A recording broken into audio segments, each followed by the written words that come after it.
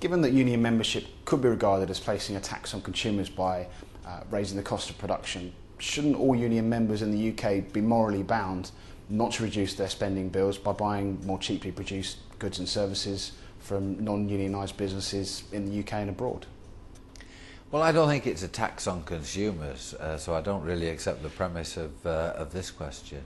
People join unions and work with their fellow workers to negotiate better terms and conditions in their workplace, to negotiate on other issues too, issues that impact on the quality of their working lives. And not all of those things have a direct economic cost that would be then reflected in the prices of goods and services. So to see trade union membership as a tax, which is then ultimately paid for by consumers, I just don't think that's an accurate way to think about what union membership is about. It's a free choice that people make. They pay modest subscriptions for the support that they then receive from their union, and the more people that join trade unionism, the more we'll see a fairer country and the more workplaces will be better run. Do you feel the perception of trade unions from a public point of view, from a non-trade union point of view, is based around the financial aims and pursuits, whether that be right or wrong, rather than those that reflect safety or conditions in the workplace? Well, I think there are lots of stereotypes about unions, and many people think maybe it's just about negotiating wages, and that's just not the case. I mean, unions impact on a whole range of issues that really make a difference for people at work.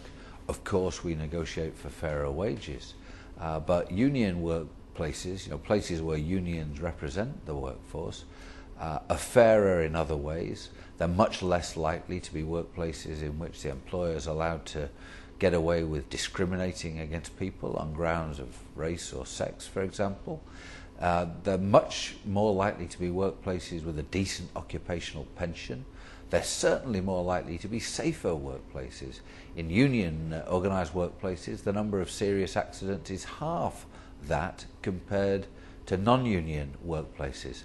So there are a range of really important benefits that come with union membership that go well beyond the pay packet, and unfortunately that doesn't get reflected too often in the media coverage of our activities.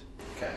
Is there anything that the TUC could do to further the reality of trade union representation, if you like? Well, we certainly work very hard at trying to get across an accurate, a fair picture of what trade unionism's really all about. And we'd like to do better than we can, but obviously we try to get that story across. But the media do tend to want to focus just on conflict issues, and sometimes some of the political issues and issues about the relations with the government.